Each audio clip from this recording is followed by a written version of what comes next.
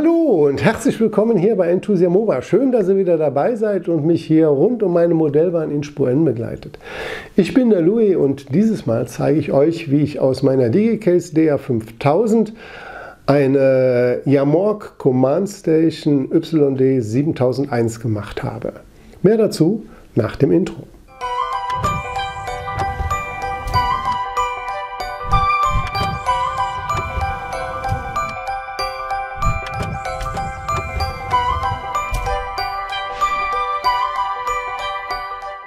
Ja, ich habe ja eine ganze Weile nichts von mir hören lassen. Das lag einfach daran, weil ich dann gesagt habe, ich wollte ja hier meine Fahrzeuge einmessen. Und bei dem Einmessen bin ich auf ein Problemchen gestoßen, was ich erstmal grundsätzlich lösen wollte. Eigentlich gehöre ich ja zu den Vertretern, die ja sagen, never touch a running system. Wenn also einmal was läuft, lasst die Finger davon und macht halt einfach so weiter. Aber ich habe mir ein paar Decoder zugelegt, die ich natürlich gerne einmessen wollte. Und was soll ich sagen, diese Decoder ließen sich nicht mit der DigiCase DR5000 einlesen. Andere Zentralen, beispielsweise eine Z21, haben das Ding fehlerfrei eingelesen. Und da habe ich mir natürlich die Frage gestellt, was machst du denn jetzt? Als erstes habe ich mal rumgestöbert bei DigiCase und habe mal geguckt, wann das letzte Firmware-Update drauf war. Das letzte war aus Juli 2022. Das habe ich auch drauf gehabt und damit funktioniert es halt ebenfalls nicht. Und dann habe ich mich auf die Suche gemacht und habe mal ein bisschen auch in Foren recherchiert. Und da bin ich dann darauf aufmerksam geworden, dass ich nicht der Einzige bin, der dieses Problem hat, sondern das scheint ein bekanntes Thema gewesen zu sein. Und dann wurde innerhalb der Foren auch eine Lösung diskutiert und ausprobiert. Und da habe ich dann gesagt, na jetzt bist du aber mal neugierig, jetzt machst du das auch. Und daraufhin habe ich mir genau dieses hier bestellt. Und zwar ist das ein Upgrade-Modul 9401 von Yamork. Und mit diesem Upgrade habe ich dann letztendlich meine DR5000 in eine YD 7001 verwandelt. Gut, und wie ich das gemacht habe, das zeige ich euch jetzt hier in diesem Film. Habt einfach viel Spaß dabei und zum Schluss habe ich noch den einen oder anderen Tipp für euch, für diejenigen, die halt sich diesen Umbau nicht zutrauen. Also dann, habt viel Spaß, bis gleich. Das, was ihr hier seht, ist dann jetzt der Lieferumfang. Hier ist das Upgrade-Modul, das WLAN-Upgrade-Modul von Yamork, dieses YD 9401 drin. Da kommt noch eine Beschreibung mit dazu. Ganz wichtig ist, die Beschreibung wirklich sorgfältig durchlesen und Schritt für Schritt auch durchgehen. Wer nicht damit klarkommt, es gibt auch noch Hinweise dazu, wo man Unterstützung bekommt. Eins vorneweg, ich zeige nur hier das, wie ich es mache. Ich leiste hier an der Stelle keinen Support. Für diejenigen, die sich das nicht zutrauen, dort gibt es auch eine Möglichkeit, denn es gibt auch Händler, die mittlerweile aufgestellt sind, die diese Umrüstung dann auch gerne gegen Entgelt übernehmen werden. Ja, dann fangen wir einfach mal mit der Einleitung an. Dort gibt es 3 markante Sätze, auf die ich euch direkt hinweisen möchte. Das eine ist nämlich der Hinweis, dass es sehr wichtig ist, hier sich an dieser Anleitung Schritt für Schritt dran zu halten. Das werde ich auch jetzt hier im Laufe des Videos genau so machen, wie es hier steht. Das zweite ist der Hinweis auf Unterstützung bzw. Hilfe, wenn man sie braucht. Auch hier gibt es dann Kontakte bzw. Adressen, an die man sich wenden kann. Und der dritte Teil, auch nicht ganz unwesentlich, ist halt der Haftungsausschluss für dieses Upgrade. Denn ihr öffnet damit ja die DigiCase DR5000 und wenn ihr das als Laien macht, erlischt die Garantie. Das muss man einfach wissen. So, in meinem Fall ist das jetzt relativ unkritisch. Meine DigiCase ist über 2 Jahre alt. Das heißt, die Garantie ist ohnehin schon erloschen und das hat mir auch dann die Entscheidung für dieses Upgrade ein bisschen was erleichtert. Gut, lange Rede, kurzer Sinn. Wir starten dann mit Schritt 1. Ja, dann schauen wir uns mal Schritt 1 an. Schritt 1 sagt die Vorbereitung für das Upgrade. Was brauche ich dazu? Ganz klar, erstmal das Upgrade-Modul YD 9401. Dann auch eine funktionsfähige DR5000, die ich halt upgraden will. Das ist meine, die aktuell bei mir auf der Anlage im Betrieb war. Dann brauche ich ein vernünftiges Steckernetzteil, was mir dann die 18 Volt oder 15 Volt liefert. ein LAN-Kabel, das mit meinem Router verbunden ist. Dann brauche ich noch ein USB-Mini-Kabel, einen Computer mit Windows 7, 8, 9 und hast du nicht gesehen, nach oben und aufwärts. Auch klar, ich muss halt da auch was vornehmen. Eine funktionsfähige E-Mail-Adresse brauche ich, weil ich brauche einen Freischaltcode, der mir zugeschickt wird. Und an Werkzeug brauche ich schlichtweg einen Kreuzschraubendreher. Das war es.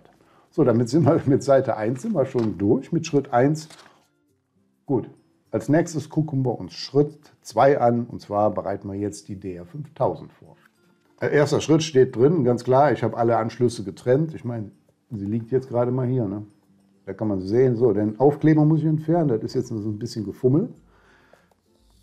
Aber da das ein guter Kunststoffaufkleber ist, kann man den nahezu rückstandsfrei hier entfernen. Die Klebereste jetzt noch entfernen.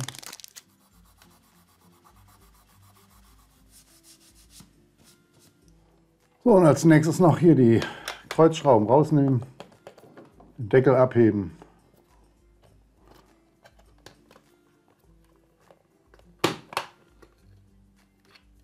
Das war's.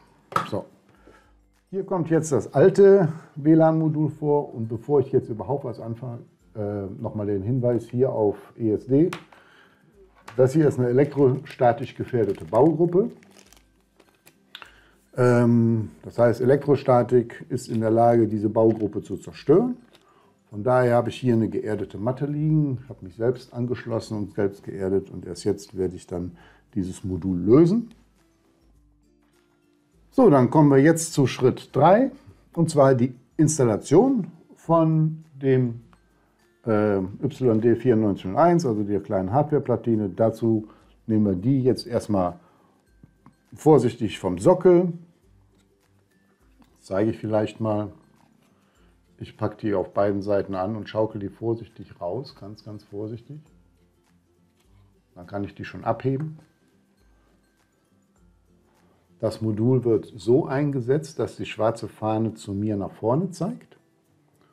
Und die Pinne kommen dann auf alle Buchsen drauf.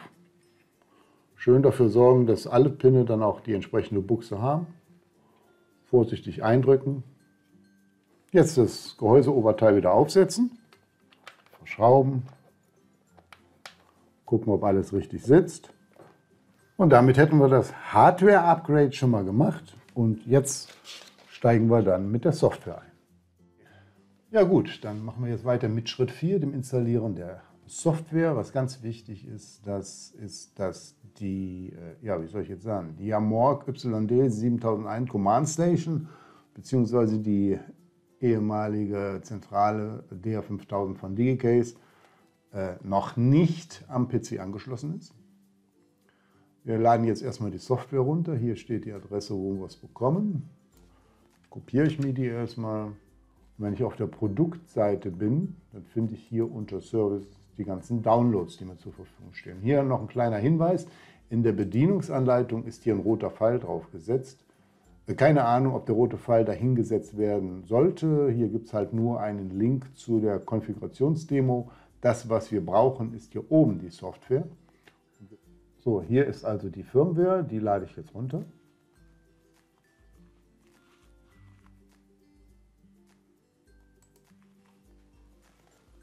Die ist jetzt hier in meinem Download-Verzeichnis. Und da starten wir die jetzt erstmal. Ja.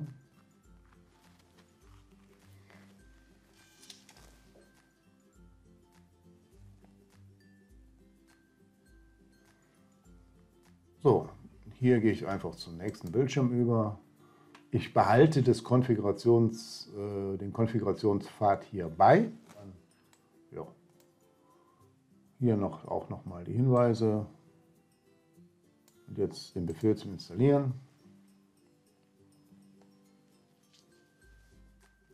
Und wir hangeln uns hier komplett mit einem Ja durch.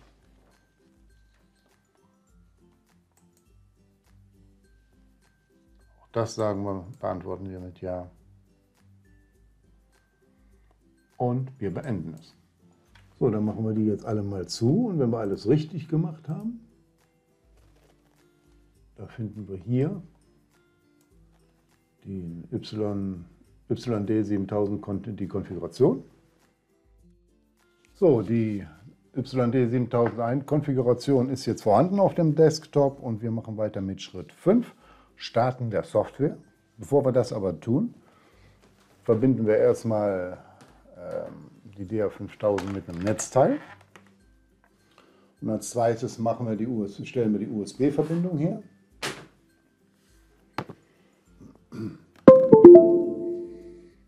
So, der Rechner ist so freundlich und sagt uns, dass er sie gefunden hat. So, mit einem Doppelklick auf die Konfiguration hier starten wir dieses Programm. Und als nächstes müssen wir jetzt erstmal hingehen und uns einen Aktivierungsschlüssel anfordern. So, und mit dem Klick hier auf die Anforderungen des Activation Key beginnt dann auch der Schritt 6, und zwar Lizenzschlüssel anfragen. Hier werde ich auf der Webseite gefragt nach Vor- und Zunahme, E-Mail-Adresse, die Seriennummer hat er sich schon komplett rausgezogen. Ganz wichtig, hier ein Häkchen setzen, wenn man einen neuen Aufkleber haben möchte. Straße, Hausnummer, eben die bekannten Daten und dann übertragen. So, hier noch ein Hinweis, dass wenn man den Aktivierungskey angefordert hat, kriegt man noch eine kurze Info. Und hier unten steht, dass der Prozess ungefähr 2 Stunden dauern kann, in der Zeit von 10 bis 16 Uhr. Außerhalb der Zeit wird es eben am nächsten Arbeitstag ab 10 Uhr beginnend dann bearbeitet werden. Ausnahmen sind natürlich Sonn- und Feiertag. So, nachdem wir also jetzt den Activation Key beantragt haben, machen wir weiter mit Schritt 7. Und zwar dann, wenn wir eine Antwort-E-Mail von IAMORC bekommen haben, in denen wir 2 Activation Key finden. Nämlich einmal einen für das Gerät als DR5000 und einmal einen, den brauchen wir etwas später, für das Gerät als YD 7001. So, wir sind jetzt hier auf dieser Seite stehen geblieben. Hier steht ganz deutlich Your DR5000. Also hier muss ich den Activation Key meiner 5000 eingeben. Das mache ich jetzt mal und anschließend drücke ich hier das Häkchen und dann sehen wir weiter.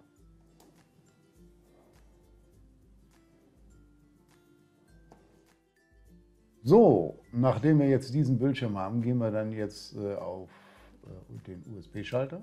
So, nachdem wir dann jetzt hier den Aktualisierungsbildschirm haben, wählen wir jetzt hier unten bei der Firmware die YD 7001 aus. Und jetzt verändert sich auch schon das komplette Layout. Und jetzt drücken wir hier auf Aktualisieren.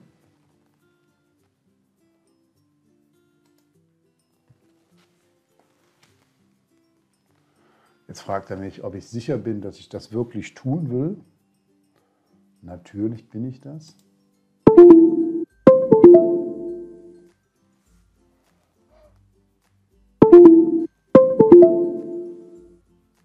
So, und jetzt will er an dieser Stelle von mir den Aktivierungskey der YD 7001 haben. Also zurück zur E-Mail und dort dann, wie schon vorhin, den Lizenzschlüssel übertragen und wieder das grüne Häkchen bestätigen. So, hier geht es jetzt los. So, und hier kann man jetzt sehen, dass das Update durchgelaufen ist. Ja, das war dann jetzt erstmal Schritt 8. Und dann machen wir weiter mit Schritt 9, das Wi-Fi-Modul aktivieren. Jetzt gehen wir hier auf das Wi-Fi-Logo.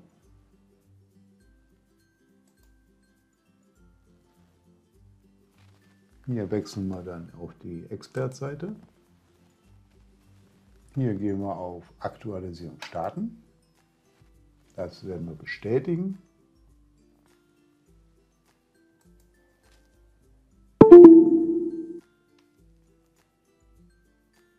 So, und in der Bedienungsanleitung steht, dass das eine Weile dauert, jetzt hier ungefähr eine Minute. Anschließend wird das Wi-Fi-Modul neu gestartet. Und sobald das Wi-Fi-Modul wieder gestartet ist, blinkt halt wie bekannt die blaue LED. So, dann sind wir jetzt bei Schritt 10 schon angelangt. Ist also nicht mehr weit bis zum Ziel. Wir bleiben noch eine Weile hier auf der Karte und klicken jetzt erstmal hier oben neben der SSID auf das Fabriksymbol. Anschließend auf MDNS ebenfalls. Und zum Schluss auch noch hier neben dem Hostnamen, da klicken wir auch drauf. So, damit sind die Felder jetzt erstmal aktualisiert. Das bestätigen wir noch hier mit dem grünen Kästchen. Und das Wi-Fi-Modul ist jetzt aus und startet jetzt wieder neu. Und zwar mit diesen neuen Konfigurationsdaten. So, an der Stelle sind wir jetzt bei Schritt 11 angelangt und werden als erstes mal die LAN-Verbindung herstellen. So, und nachdem wir den Netzwerkkabel dann eingestöpselt haben, öffnen wir die LAN-Einstellung. Da gehen wir hier oben hin. Das ist alles wie bisher und auch bekannt.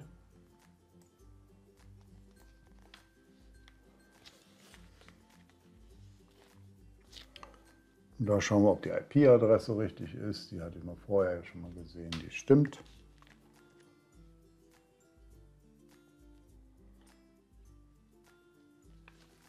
Ob die Protokolle richtig eingeschaltet sind hier auf der Seite. Das ist genauso wie in der Beschreibung auch dort steht. Und jetzt wechseln wir dann zur Expert-Seite.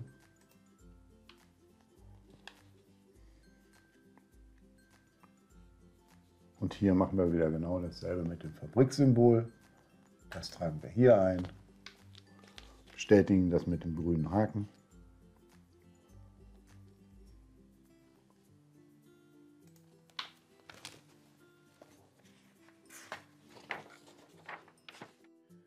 Ja, wir sind jetzt hier auf der letzten Seite der Inbetriebnahmeanleitung angekommen. Es geht um den Schritt 12, die Inbetriebnahme der YD 7001 der Command Station. Hier ist dann drin beschrieben, dass es ganz einfach ist, indem man schlichtweg ein kleines Testgleis anschließt, eine Standardlok draufsetzt, die Z21-App installiert und sich dann mit dem WLAN-Modul verbindet. Das Ganze habe ich hier schon mal gemacht. Wenn wir jetzt alles richtig gemacht haben, sehen wir, die Lok fährt. Ich kann sie umschalten. Funktioniert einwandfrei. Ich kann Licht auf, zu und einschalten. Also die WLAN-Verbindung steht. So, damit sind wir jetzt am Ende der Bedienungsanleitung bzw. der Anleitung für die Installation. Mir persönlich fehlt aber noch ein Teil und da kommen wir gleich zu. Ja, Schritt 13 ist für mich also jetzt noch das neue Outfit.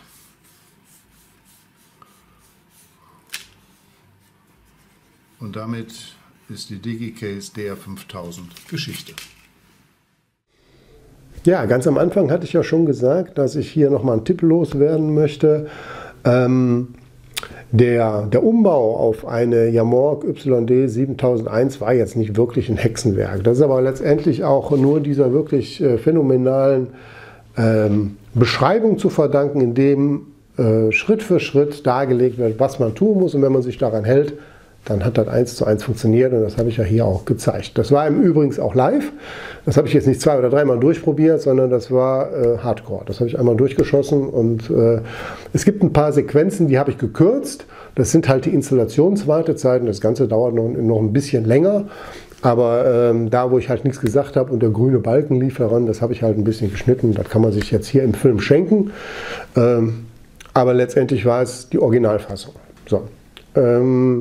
Nichtsdestotrotz, für diejenigen unter uns, die sich oder die diesen Umbau selber nicht machen möchten, für die habe ich noch einen Tipp. Dann schaut bitte unten mal in die Videobeschreibung. Dort habe ich euch die Seite von Yamork verlinkt. Und wenn ihr auf den Seiten von Yamork seid, dann schaut euch mal die Händler an. Denn Yamork hat sich mittlerweile europaweit ein Händlernetzwerk aufgebaut. Und diese Händler bieten diese Umbauten auch an. Für den deutschsprachigen Raum gibt es bisher 2 Händler. Für den niederländischen Raum, da gibt es ein paar mehr. Übrigens, die Niederländer sprechen alle viel besser Deutsch, als wir Deutsche überhaupt ein Wort Niederländisch können. Also von daher keine Angst, auch die Kollegen, die können mit Sicherheit sehr schnell helfen. Und postalisch sind wir da ja jetzt nicht so weit auseinander. Auch der Versand geht da relativ zügig. Wäre meine persönliche erste Wahl. Ja, nur so viel als Hinweis. Und ja, jetzt sind wir eigentlich schon wieder am Ende angekommen. Und da heißt es wieder, so ihr Lieben, das war es wieder mal. Vielen lieben Dank fürs Zuschauen. Wenn es euch gefallen hat, dann freue ich mich über euren Daumen nach oben. Aber ganz besonders freue ich mich auf euren nächsten Besuch. Und damit ihr die Fortsetzung nicht verpasst, lasst mir einfach euer Abo da. Das Glöckchen noch einschalten und dann werdet ihr automatisch hier vom Kanal unterrichtet, wenn es denn hier wieder was Neues gibt. Also dann, ich wünsche euch noch eine schöne Zeit. Macht's gut, bis zum nächsten Mal. Tschüss, euer Louis.